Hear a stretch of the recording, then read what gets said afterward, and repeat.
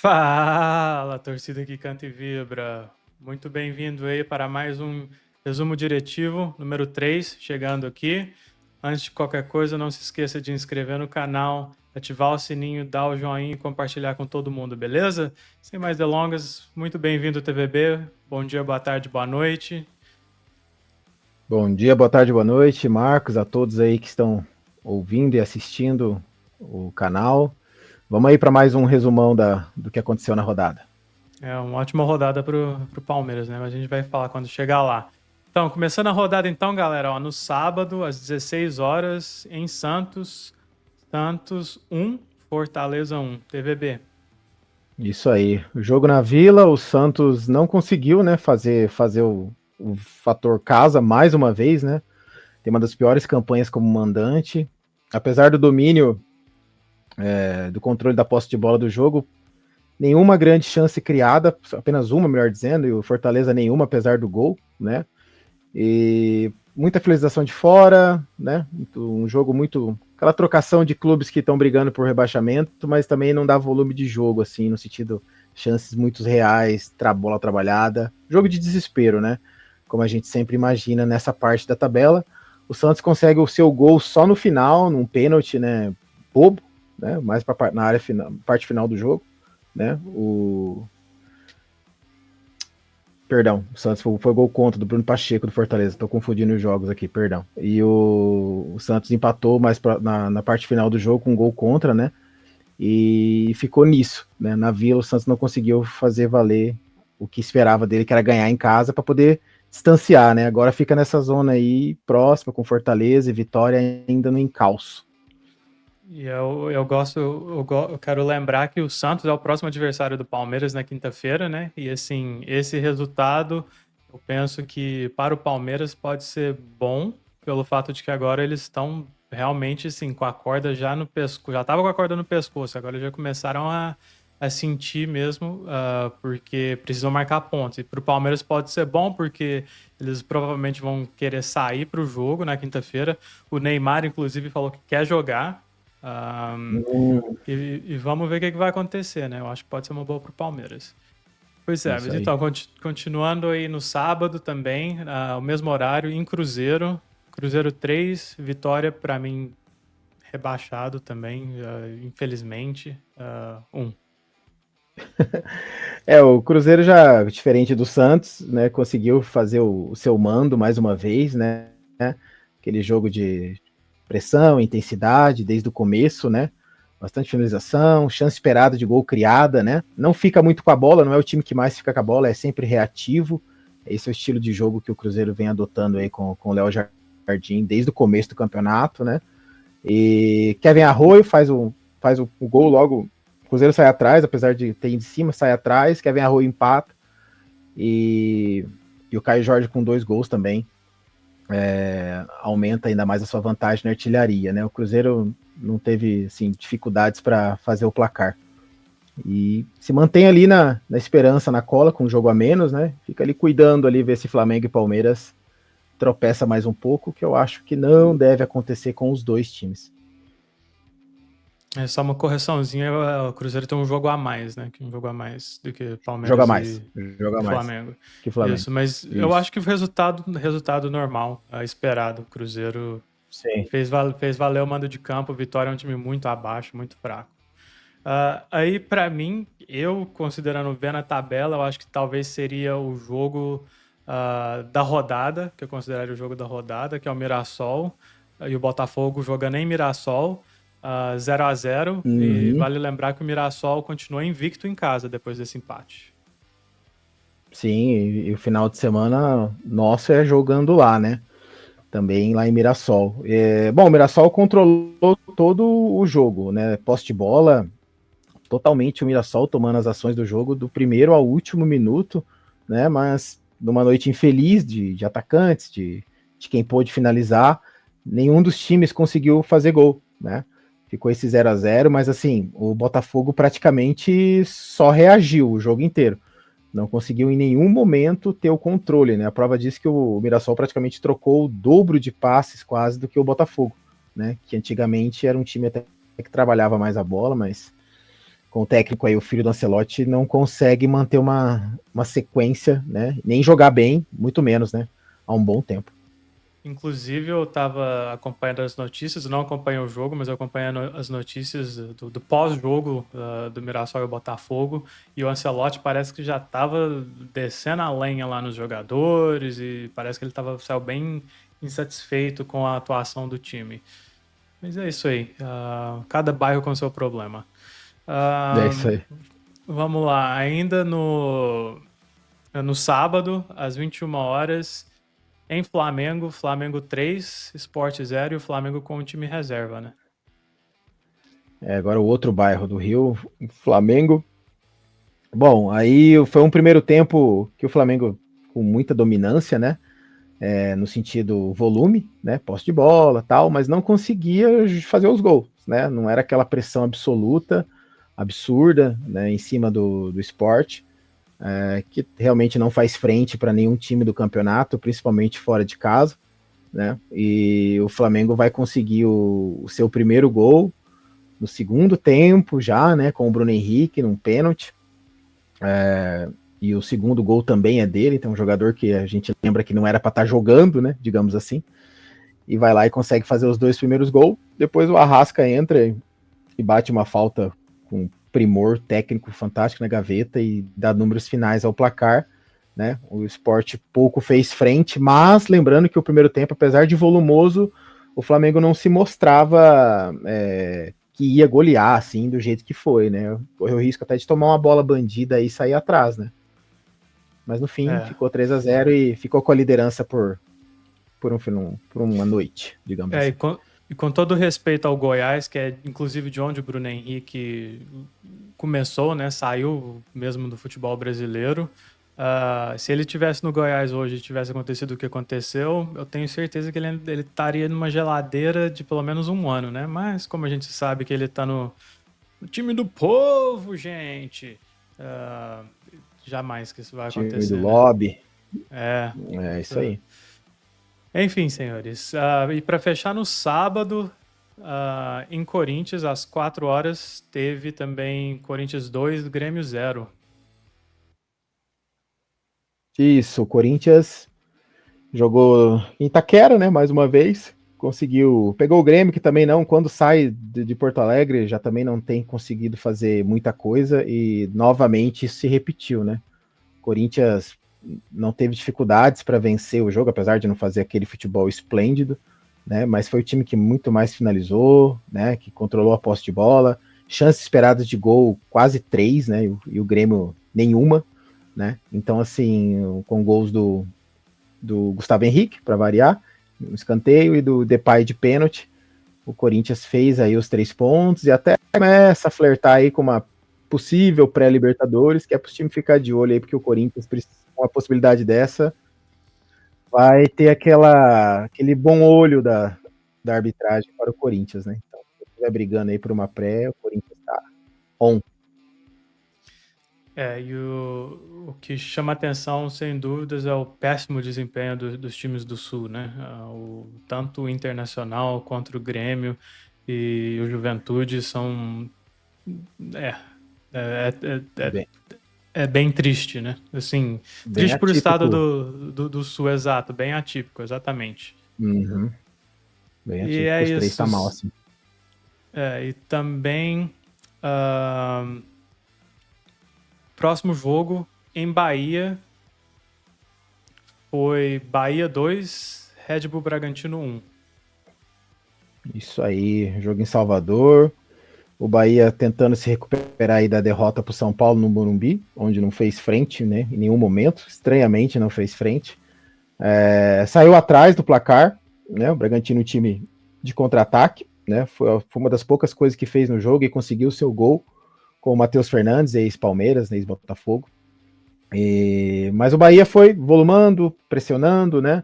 Com posse de bola, criando oportunidades, né? São 17 chances 17 finalizações, 4 delas no gol, né? E no fim, 2 entraram mais para a etapa final do jogo.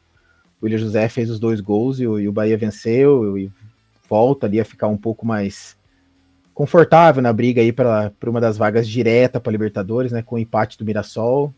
o Bahia se aproxima um pouquinho de novo e fica nessa boa possibilidade. O Bragantino mantendo a média de descer, né? Desempenho baixíssimo há muito tempo, e é bom ficar esperto aí, porque já não pontua com frequência há um bom tempo, já é o 14º no campeonato, né?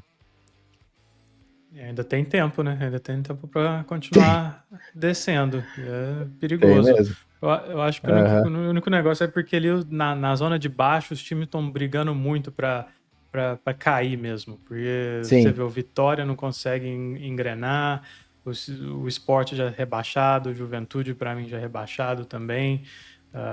E ali o Santos também fazendo aquela força grande para cair. Então é isso aí. Continuando também, também no domingo, também conhecido como ontem, Ceará 2, Fluminense 0. Isso, jogo no Ceará que volta a vencer em casa, né? Tava precisando, também estava estacionado na tabela, né? O Fluminense do Zubeldia não tem se dado muito bem também nessas últimas saídas do Rio, né? Foi um jogo fraco, né? Um jogo fraco com chances claras, com uma qualidade técnica maior. O Fluminense ainda teve mais a posse de bola, porque o Ceará realmente, ainda assim, mesmo jogando fora, joga na reação, né? Não fica muito com ela, né? Teve 10 finalizações a mais que o Fluminense e acabou fazendo o gol primeiro tempo com o Galeano, né? E depois o Pedro Raul fez o segundo, já no segundo tempo, né? E o Fluminense estagna ali na posição, vê o pessoal se aproximar, São Paulo, Corinthians, ficar de olho nessa 7ª vaga agora, né? Com o Palmeiras e Flamengo na final da Libertadores. E o Ceará fica ali um pouquinho mais acima, respira, acho que não cai pelas pontuação que já tinha feito. Para eles foi um bom resultado e muito importante. Realmente o jogo, daqueles jogos que, se você não é torcedor de um dos dois times, acho que você vai assistir o Chaves. Por isso que... Continuando também no domingo, aquele jogo típico daquele soninho. Internacional 0 e Atlético Mineiro 0. 0-0, o Inter não engrena, o time do São Paulo não enche os olhos de ninguém no Galo, foi até com o time titular praticamente, porém uma expulsão logo no começo do Atlético condicionou todo o jogo, que ficou na mão do Inter, mas bola com o Inter e o treinador que tem, não vai acontecer nada, né? É um treinador totalmente defensivo, né? De tirar time de rebaixamento. E o Inter não conseguiu produzir a ponto de fazer gol, e é no sentido de produzir grandes chances mesmo. Ele teve uma grande chance chutando 22 vezes, né? Então, assim, péssimo, né? Péssimo desempenho do Internacional mais uma vez. O Atlético já não vem jogando bem e com um a menos logo no início com a expulsão, não iria jogar mesmo. Então, resultado normal, pelo que os dois times vêm passando, mesmo o Atlético com um a menos, é normal que o Inter não tenha conseguido furar esse bloqueio que o Atlético fez.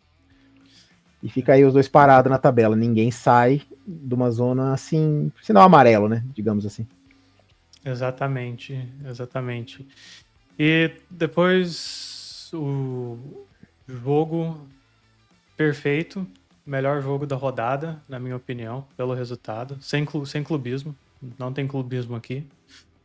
Em Juventude 0, Palmeiras 2, líder isolado do Campeonato Brasileiro, Palmeiras. Isso aí, bom, vocês falaram muito bem ontem no pós-jogo aqui no canal. Caso alguém não tenha visto, dá uma passadinha lá.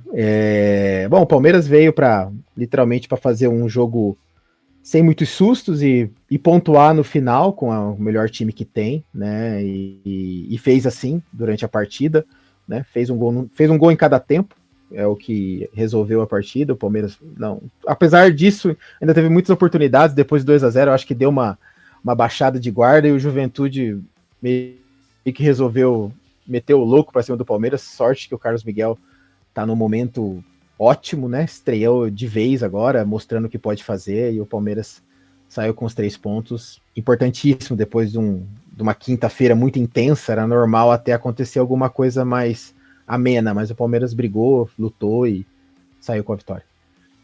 O Carlos Miguel, pô, que goleiro, hein? Que goleiro que o Palmeiras contratou. O futuro goleiro do Palmeiras por uma década, sem dúvidas. 10 anos fácil aí, vai pra seleção também. Próximo Sem ciclo é dele. dúvidas. Certeza. Muito, no meu ponto de vista, muito mais goleiro, muito mais completo do que o Hugo Souza. Sem clubismo. Nessa realmente não tem clubismo. Sem comparação mesmo. Exato. E também teve o jogo que. Eu vou deixar você falar, mas em Vasco. Vasco 0, São Paulo 2. É isso aí. O jogo em São Januário, o Vasco numa sequência fantástica, né? De muitos jogos com vitórias, né? Consecutivas, principalmente em São Januário. E mesmo fora de casa, sem derrotas, a última derrota foi pro Palmeiras, né? Então, no campeonato todo. Bom, o Vasco fez o que sempre faz: controle do jogo, pressão, né? Volume, muito mais domínio de posse de bola, mas sempre deixando o outro time também jogar, né? E assim aconteceu. O Vasco não fez os gols com o volume que criou, não teve uma noite feliz assim finalizando a produção ofensiva que sempre tem, né? Foram 25 chutes do Vasco, né? Então, só que o São Paulo fez um gol de pênalti no final do primeiro tempo. E no segundo tempo, o Diniz estranhamente parecia que lutava, tinha que empatar para não ser rebaixado ou até para ser campeão. Uma coisa assim muito estranha, a postura de abrir o time de uma vez. Aí virou um jogo de trocação, onde o São Paulo, mesmo todo desfalcado que ainda está, conseguia chegar e machucar. Acabou que não fazendo o gol tão rápido, fez mais para a parte final do jogo, bem no finalzinho, o Luiz Gustavo. E podia ter feito outro, né? E não fez. Então, o Vasco, digamos assim, o Diniz se desesperou para mim de forma errada já na virada do segundo tempo e pelo menos deixou de levar um empate aí e acabou perdendo o jogo. E o São Paulo também se mantém aí de olho nessa sétima vaga por enquanto, o que no final ainda pode ser bom pra gente, pelo menos nesse meio de semana, porque o São Paulo pega o Flamengo na Vila Belmiro, né? E com certeza não tem por que pensar em não pontuar, né? O que para nós já vai ser muito bom. Sim, sem dúvidas. Eu vou torcer para nenhum dos dois ganhar, mas vamos ver, vamos ver. Eu não sei, é aquele pepino, né, que a gente se encontra, porque como palmeirense você vai torcer para o São Paulo ganhar ou você vai torcer para o Flamengo perder? É isso aí. Digamos que eu não me importo se o São Paulo ganhar. Dessa vez eu não me importo. Vou fazer de conta que eu não vi. Exatamente. E é isso então, senhores, completou a rodada e agora a gente tem a tabela e segue o pau, porque o Palmeiras continua líder Isso com aí. 20 vitórias, 65 pontos, um ponto a mais do que o Flamengo, com 64, e o Cruzeiro com um jogo a mais, ali 5 pontos atrás do Palmeiras. Isso aí. E na zona da confusão ali o Sport já rebaixado, 17 pontos, Juventude 26, Fortaleza 28, Vitória 31 e o Santos, que é o próximo adversário do Palmeiras ali, pedindo passagem para decência ali também, né? Querendo entrar. Se o Santos se complicar com o Palmeiras nos dois jogos, acho que ele abre uma bela de uma brecha de vez pro Vitória e pro Fortaleza, que tem um jogo a menos, né? Então, eles têm que vir mesmo para Exatamente. resolver alguma coisa. Exatamente.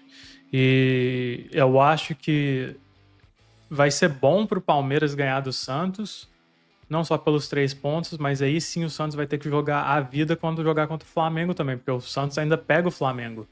Sim, no final de semana, né? Exato. Então vai ser uma disputa bem interessante. Isso é, a preparação toda do Neymar era para enfrentar o Flamengo, né? O trabalho final. Mas talvez aí, até por o que a Leila falou lá atrás, no começo do ano, do Neymar, né? Não diretamente a ele, mas o citando na frase, talvez ele queira mostrar alguma coisa e jogar um pouquinho ali no sintético. Vamos ver. Exatamente. E essa é a tabela de quem vale jogar em casa, né? Do mandante. Bahia é o líder mandante, com 39 pontos conquistados jogando em casa, com 12 vitórias nos 16 jogos. O Cruzeiro, com o mesmo número de jogos, 16, também o mesmo número de vitórias, porém com um ponto a menos. O Sim. Flamengo em terceiro e o Palmeiras em quarto. Isso aí, muito pelo começo do campeonato do Palmeiras também, né? Sim. Não jogando no Allianz, e quando jogou no Allianz também não correspondeu logo no começo. E segue o Mirassol ali invicto em casa, assim como o Flamengo. Exatamente. Também vamos colocar agora como visitante. Quem que é o visitante mais indigesto? Palmeiras. Palmeiras agora assumiu a ponta com a vitória desse fim de semana em Juventude. Com os mesmos 14 jogos que o Flamengo, porém com 29 pontos contra 26 do Flamengo. Isso aí. Reparando que os dois têm 14 jogos apenas fora, o que se explica, por exemplo, o Palmeiras, depois do jogo do Santos, fazer 3 sequências de jogos fora, né? Para poder equilibrar isso e finalizar. Então, é muito importante vencer o Santos. É muito importante que o Flamengo pontue no máximo um pontinho contra o São Paulo, porque há uma boa possibilidade do Palmeiras dar uma derrapada aí, que é normal também, pelo menos principalmente com o Mirassol, que deve ser um jogo chato. Então, jogo difícil. Então, é bom ganhar esse para criar uma pressão no Flamengo para o outro final de semana a gente poder jogar mais tranquilo. Pois é, senhores. E é isso então. Esse foi mais um resumo diretivo. Não se esqueçam de se inscrever no canal, ativar o sininho, dar o joinha e compartilhar com todo mundo, beleza?